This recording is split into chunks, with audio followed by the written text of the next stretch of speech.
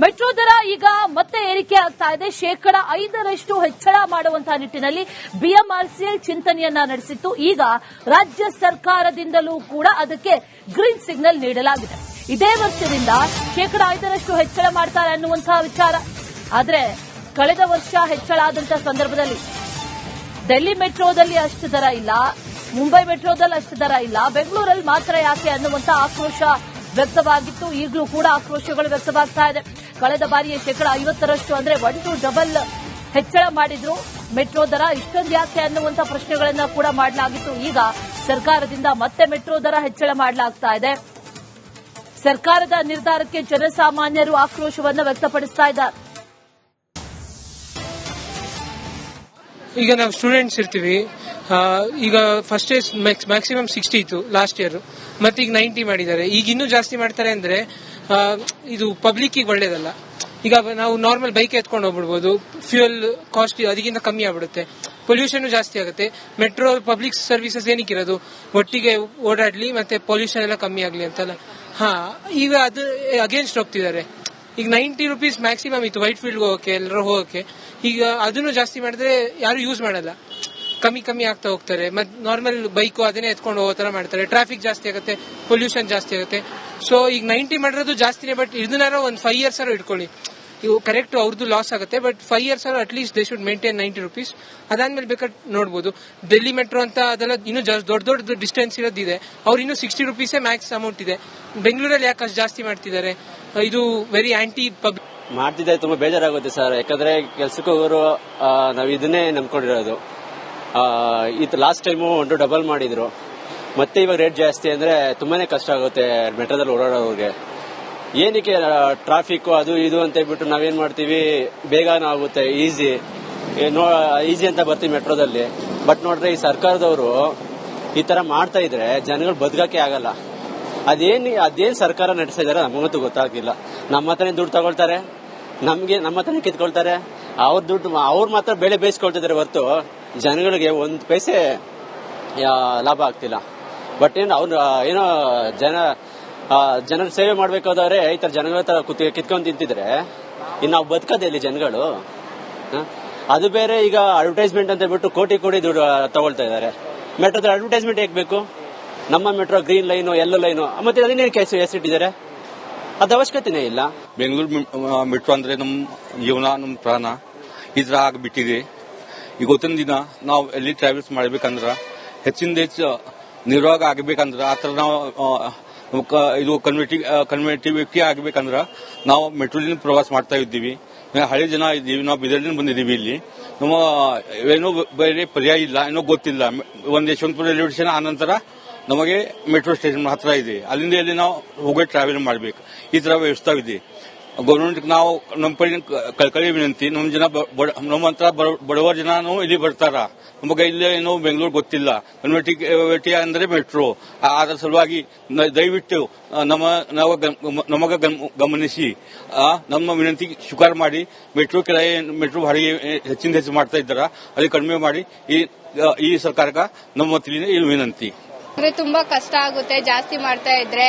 ಈಗ ಮೆಟ್ರೋದಲ್ಲಿ ಹೋಗ್ತಾ ಇದ್ದಾರೆ, ಒಂದ್ ಸ್ವಲ್ಪ ಕಡಿಮೆ ಇತ್ತು ಅಂತ. ಈಗ ತಿರ್ಗಾ ಜಾಸ್ತಿ ಮಾಡಿದ್ರೆ ತಿರ್ಗಾ ಬಸ್ಸಿಗೆ ಹೋಗ್ತಾರೆ. ಹಿಂಗೆ ಆದ್ರೆ ಬಸ್ಸಿಗೆ ಹೋಗ್ತೀವಿ ಅಷ್ಟೇನೆ. ಇಲ್ಲಾಂದ್ರೆ ಅಲ್ಲೂ ಹಂಗೆ ಆಗುತ್ತೆ, ಇಲ್ಲೂ ಹಿಂಗೆ ಆಗುತ್ತೆ. ಏನ್ ಮಾಡಕ್ಕಾಗುತ್ತೆ? ಹೋಗ್ಲಿಕ್ಕೆ ನಾವು ಮೆಟ್ರೋದಲ್ಲಿ ಓಡಾಡ್ತೀನಿ. ಮೊದಲು ತುಂಬಾ ಓಡಾಡ್ತಿದ್ವಿ, ಈಗ ತುಂಬಾ ಕಡಿಮೆ ಆಗಿದೆ. ಅದು ತುಂಬಾ ಹೊರೆ ಆಗಿದೆ ಸರ್. ಅದು ಮೊದಲಿಗೆ 50% ಜಾಸ್ತಿ ಮಾಡಿರೋದ್ರಿಂದ ತುಂಬಾ ಜಾಸ್ತಿ ಆಗಿದೆ, ತುಂಬಾ ಜಾಸ್ತಿ ಮಾಡಿದ್ದಾರೆ. ಅದು ಉದ್ದೇಶ, ಅದನ್ನ ಮಾಡಿರೋ ಉದ್ದೇಶ ಏನಂದ್ರೆ, ಇದನ್ನ ಮಾಡಿರೋ ಉದ್ದೇಶ ಟ್ರಾಫಿಕ್ ಕಡಿಮೆ ಆಗಲಿ ಅಂತ. ಇದನ್ನ ಮಾಡಿರೋ ಉದ್ದೇಶ ಟ್ರಾಫಿಕ್ ಕಡಿಮೆ, ಇದನ್ನೇ ಜಾಸ್ತಿ ಮಾಡಿದ್ರೆ ಟ್ರಾಫಿಕ್ ಇನ್ನೂ ಜಾಸ್ತಿ ಆಗುತ್ತೆ ಸರ್. ಅದಕ್ಕೆ ಇದನ್ನ ಬೆಲೆನ ತುಂಬಾ ಕಡಿಮೆ ಮಾಡಬೇಕು, ಇನ್ನೂ ತುಂಬಾ ಕಡಿಮೆ ಮಾಡಬೇಕು. ದೇಶದಲ್ಲಿ ಮೆಟ್ರೋ ದೆಹಲಿಯಲ್ಲಿ ಇದೆ, ಎಲ್ಲ ಕಡೆ ಇದ್ರೂ ಇದ್ರ ಪ್ರೈಸ್ ಮಾತ್ರ ಜಾಸ್ತಿ ಇದೆ.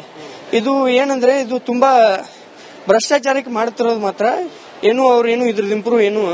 ನಾವು ಮೆಟ್ರೋದಲ್ಲಿ ಓಡಾಡ್ತೀನಿ. ಮೊದಲು ತುಂಬಾ ಓಡಾಡ್ತಿದ್ವಿ, ಈಗ ತುಂಬಾ ಕಡಿಮೆ ಆಗಿದೆ. ಬಿಎಂಆರ್ಸಿಎಲ್ ಮತ್ತೊಮ್ಮೆ ಪ್ರಯಾಣಿಕರಿಗೆ ಬರೆ ಎಳೆದಿದೆ. ಪದೇ ಪದೇ ದರ ಏರಿಕೆಯನ್ನ ಮಾಡಿ ಬಿಸಿಯನ್ನ ಮುಟ್ಟಿಸಿದಂತಹ ಬಿಎಂಆರ್ಸಿಎಲ್ ಇದೀಗ ಮತ್ತೆ 5% ದರ ಹೆಚ್ಚಳಕ್ಕೆ ನಿರ್ಧಾರವನ್ನ ಮಾಡಿದೆ. ಫೆಬ್ರವರಿ 9ನೇ ತಾರೀಕು ಅಂದ್ರೆ ಬರುವ ಸೋಮವಾರದಿಂದ ಹೊಸ ದರ ನಿಗದಿ ಆಗುತ್ತೆ. ಸಾಕಷ್ಟು ಪ್ರಯಾಣಿಕರು ಆಕ್ರೋಶವನ್ನು ವ್ಯಕ್ತಪಡಿಸಿದ್ರು. ಯಾಕಂದ್ರೆ ಕಳೆದ ಬಾರಿ ಕೂಡ ಸರಾಸರಿ 75% ಅಷ್ಟು ದರ ಹೆಚ್ಚಳವನ್ನ ಮಾಡಿದ್ರು. ಇನ್ನು ಅನೇಕ ಪ್ರತಿಭಟನೆಗಳು ಕೂಡ ಆಗಿತ್ತು. ಪ್ರತಿಭಟನೆಯ ಮುಖ್ಯ ಹೋರಾಟವನ್ನ ಬೆಂಗಳೂರು ಮೆಟ್ರೋ ಪ್ರಯಾಣಿಕರ ವೇದಿಕೆ ಕೂಡ ಹಮ್ಮಿಕೊಂಡಿತ್ತು. ನಮ್ಮ ಜೊತೆ ರಾಜೇಶ್ ಭಟ್ ಅವರಿದ್ದಾರೆ, ಅವರನ್ನು ಮಾತಾಡ್ಸ್ಕೊಂಡು ಹೋಗೋಣ. ಸರ್, ನಿಮ್ಮ ಸಂಘಟನೆಯಿಂದನೂ ಕೂಡ ಕಳೆದ ಬಾರಿ ಮೆಟ್ರೋ ರೇಟ್ ಹೈಕ್ ಆದಾಗ ಒಂದು ದೊಡ್ಡ ಮಟ್ಟದ ಹೋರಾಟ ಮಾಡಿದ್ರೆ, ಈಗ ಮತ್ತೊಮ್ಮೆ ದರ ಹೆಚ್ಚಳ ಮಾಡಿರುವಂತದ್ದು, ಏನ್ ಹೇಳ್ತೀರಾ? ಮೇಡಮ್, ಇದು ರಾಜ್ಯ ಸರ್ಕಾರ, ಕೇಂದ್ರ ಸರ್ಕಾರ ಮತ್ತು ಬಿಎಂಆರ್ಸಿಎಲ್ ಜನಗಳ, ಬೆಂಗಳೂರಿನ ಜನಗಳಿಗೆ ದ್ರೋಹ ಬದುಕ್ತಾ ಇದ್ದಾರೆ. ಮತ್ತೆ ಕಳೆದ ವರ್ಷ 71% ಜಾಸ್ತಿ ಮಾಡಿದ್ರು. ಯಾವುದೇ ಹೋರಾಟಗಳಿಗೆ ಏನಕ್ಕೂ ಮನೆ ಕೊಡದ ಸರ್ಕಾರ ಮತ್ತು ಬಿಎಂಆರ್ಸಿಎಲ್ ಜಾಸ್ತಿ ಮಾಡಿತು. ಇವಾಗ ಫೇರ್ ಫಿಕ್ಸೇಷನ್ ಕಮಿಟಿ ಹೇಳಿತು ಅಂತ ಅದು ರೆಕಮೆಂಡೇಶನ್ ಕೊಟ್ಟಿದೆ ಅಷ್ಟೇ, ಅದನ್ನೇ ನಾವು ಒಪ್ಪಿಲ್ಲ. ಆ ರೆಕಮೆಂಡೇಶನ್ ಬೇಸಿಸ್ ಮೇಲೆ ಫೈನಲಿ ಅಪ್ರೂವ್ ಮಾಡಬೇಕಾಗಿದ್ದು ಬಿಎಂಆರ್ಸಿಎಲ್ ಸ್ಟೇಟ್ ಗವರ್ಮೆಂಟ್. ಏನಾಗಿದೆ ಇವ್ರಿಗೆ, ಯಾವ ಬೇಸಿಸ್ ಮೇಲೆ ಇವರು ಫೇರ್ ಫಿಕ್ಸೇಷನ್ ರಿಪೋರ್ಟ್ ನ ಒಪ್ಕೊಂಡಿದ್ದಾರೆ, ಅದಾದ್ಮೇಲೆ ಇವಾಗ 5% ಜಾಸ್ತಿ ಮಾಡಕ್ಕೆ ಏನ್ ಆಧಾರ ಇದೆ?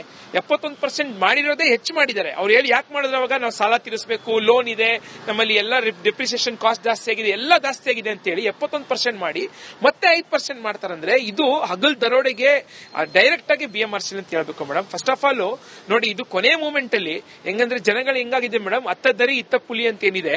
ಇವಾಗ ಬಿಎಂಆರ್ಸಿ ಇಂಡೈರೆಕ್ಟ್ ಆಗಿ ಏನ್ ಹೇಳ್ತಿದೆ ಅಂದ್ರೆ, ನೀವು ಕಾಸು ಕೊಟ್ಟು, ಹೆಚ್ಚಿಗೆ ಕಾಸು ಕೊಟ್ಟು ಮೆಟ್ರೋದಲ್ಲಿ ಬನ್ನಿ, ಇಲ್ಲ ಅಂದ್ರೆ ಈ ಟ್ರಾಫಿಕ್ ಅಲ್ಲಿ ಸಾಯ್ರಿ. ನೀವು ಎರಡೇ ಆಪ್ಷನ್ ನಿಮ್ಗೆ. ಈ ಒಂದು ಇದನ್ನ ಇಟ್ಕೊಂಡು ಜನಗಳು, ಬೆಂಗಳೂರು ಜನಗಳಿಗೆ ಬೆನ್ನು ಚೂರಿ ಹಾಕಿದ್ದಾರೆ. ಪ್ರತಿ ಬಾರಿ ಕೂಡ ಮೇಂಟೆನೆನ್ಸ್ ವರ್ಕ್ ಗೆ ನಮಗೆ ಬೇಕು, ಸಿಬ್ಬಂದಿಗಳ ವೇತನ ಕೊಡಬೇಕು, ರಿಪೇರಿ ವರ್ಕ್ಸ್ ಇರುತ್ತೆ, ಇದೆಲ್ಲ ಕಾರಣಗಳನ್ನ ಕೊಡ್ತಾರೆ. ಅಷ್ಟೊಂದು ಬಡವ ಆಯ್ತಾ ಬಿಎಂಆರ್ಸಿಎಲ್? ಮೇಡಮ್, ಮೊದಲನೇದಾಗಿ ಮೇಡಮ್, ಬಿಎಂಆರ್ಸಿಎಲ್ ಬಂದು ಒಂದು ಕಾರ್ಪೊರೇಷನ್. ನೀವು ಕೆಎಸ್ಆರ್ಟಿಸಿ ತಗೊಳ್ಳಿ, ಬಿಎಂಟಿಸಿ ತಗೊಳ್ಳಿ, ಇವೆಲ್ಲ ಕಾರ್ಪೊರೇಷನ್. ಲಾಭಕ್ಕೋಸ್ಕರ ನಡೀಲೇಬಾರದು. ಅದಿರೋದು ಅಂತದ್ದು ಜನಗಳ ಸೇವೆಗೋಸ್ಕರ. ಪಬ್ಲಿಕ್ ಟ್ರಾನ್ಸ್ಪೋರ್ಟ್ ಏನಕ್ಕೆ ತುಂಬಾ ಅಡ್ವಾಂಟೇಜಸ್ ಗಳಿದೆ, ಅದ್ರ ಬಗ್ಗೆ ಡಿಸ್ಕಷನ್ ಬೇಡ, ಎಲ್ಲರಿಗೂ ಗೊತ್ತಿರೋ ವಿಷಯ. 3ನೇ ಕ್ಲಾಸ್ ಮಗು ಕೂಡ ಹೇಳುತ್ತೆ. ಆದ್ರೆ ಇದು ಲಾಭ ಮಾಡೋ ಉದ್ದೇಶ ಅಲ್ಲ. ನಷ್ಟದಲ್ಲಿದ್ರೂ ಕೂಡ ಸರ್ಕಾರ ನಮ್ಮ ತೆರಿಗೆ ದುಡ್ಡಲ್ಲಿ ಆ ನಷ್ಟನ ಭರಿಸಬೇಕು. ಇದು ಕಾರ್ಪೊರೇಷನ್ಗಳ ಕರ್ತವ್ಯ. ಈಗ ಬಿಎಂಆರ್ಸಿಎಲ್ ವರ್ತನೆ ನೋಡಿದ್ರೆ ಒಂದು ಪ್ರೈವೇಟ್ ಎಂಟಿಟಿ, ಪ್ರೈವೇಟ್ ಕಂಪನಿಯವರು ಹೇಳ್ತಾರೆ ಇದೆಲ್ಲಾನು, ನಮ್ಗೆ ಆ ಕಾಸ್ಟ್ ಜಾಸ್ತಿ ಆಗಿದೆ, ಈ ಕಾಸ್ಟ್ ಜಾಸ್ತಿ ಆಗಿದೆ, ಲಾಭ ಮಾಡಕ್ ಹೇಳ್ತಾರೆ. ಅದನ್ನೇ ಬಿಎಂಆರ್ಸಿಎಲ್ ಹೇಳ್ತಾರೆ. ಅಂದ್ರೆ ಇವ್ರಿಗೂ ಮತ್ತೆ ಪ್ರೈವೇಟ್ ಕಂಪನಿ ಏನು ವ್ಯತ್ಯಾಸನೇ ಇಲ್ಲ. ನಮ್ಗೆ ನಾವು ಆಗ್ಲೇ ಹೇಳಿದ್ವಿ ಮೇಡಮ್, 71% ಮಾಡಿದಾಗಲೇ ಹೇಳಿದ್ವಿ, ಇವ್ರ ಮುಂದೆ ದಾರಿ ಇರೋದೇ ಪ್ರೈವೇಟೈಸ್ ಮಾಡಕ್ಕೆ. ನಾಳೆ ನಮ್ಗೇನು ಮೇಂಟೈನ್ ಮಾಡಕ್ ಆಗಲ್ಲ, ನಮ್ಗೆ ದುಬಾರಿ ಆಗಿದೆ, ಜನಗಳೆಲ್ಲ ಪ್ರತಿರೋಧ ಪಡ್ತಿದ್ದಾರೆ, ನಾವು ಪ್ರೈವೇಟ್ ಮಾಡ್ಬಿಡಿ ಅಂತ ಮಾಡ್ತಾರೆ ಇವ್ರು. ಪ್ರೈವೇಟ್ ಮಾಡ ನಾವು ಮಾತ್ರ ಅಲ್ಲ, ಜನಸಾಮಾನ್ಯರು ಇದನ್ನ ಪ್ರತಿರೋಧ ಒಡ್ಡಬೇಕು. ಇವಿಷ್ಟು ರಾಜೇಶ್ ಭಟ್ ಅವರ ಮಾತು. ಅಂದ್ರೆ ಇಲ್ಲಿ ಕೇವಲ ವೇದಿಕೆ ಸಂಘಟನೆ ಮಾತ್ರ ಬರೋದಿಲ್ಲ, ಪ್ರತಿಯೊಬ್ಬ ಪ್ರಯಾಣಿಕ ಕೂಡ ಕೈ ಜೋಡಿಸಬೇಕು. ಯಾಕಂದ್ರೆ ಪದೇ ಪದೇ ಏರಿಕೆ ಆಗ್ತಾ ಇರುವಂತದ್ದು ಕೇವಲ ಒಂದು ನಷ್ಟದ ವಿಚಾರದಲ್ಲಿ, ಮೇಂಟೆನೆನ್ಸ್ ವಿಚಾರದಲ್ಲಿ ಈ ರೀತಿಯಾಗಿ ಮಾಡ್ತಾ ಇದ್ದಾರೆ. ಫೇರ್ ಫಿಕ್ಸೇಷನ್ ಕಮಿಟಿಯವರು ಕೇವಲ ರೆಕಮೆಂಡೇಶನ್ ಅನ್ನ ಕೊಟ್ಟಿರುವಂತದ್ದು, ಮಾಡಲೇಬೇಕು ಅಂತೇನೋ ಅದೇನು ಕೊಟ್ಟಿಲ್ಲ. ಇಲ್ಲಿ ಎರಡೂ ಸರ್ಕಾರಗಳು ಕೂಡ ವಿಫಲ ಆಗಿದೆ. ಬಿಎಂಆರ್ಸಿಎಲ್ ಮತ್ತೆ ಪ್ರಯಾಣಿಕರ ಮೇಲೆ ಹೊರೆಯನ್ನ ಹಾಕ್ತಾ ಇದೆ ಅನ್ನೋ ಒಂದು ಆಕ್ರೋಶವನ್ನ ಕೂಡ ಅವರು ಹೊರಹಾಕಿರುವಂತದ್ದು. ಕ್ಯಾಮರಾ ಪರ್ಸನ್ ಮಂಜುನಾಥ್ ಜೊತೆ ದೀಪ್ತಿ ತೋಳ್ಪಡಿ, ರಿಪಬ್ಲಿಕ್ ಕನ್ನಡ, ಬೆಂಗಳೂರು.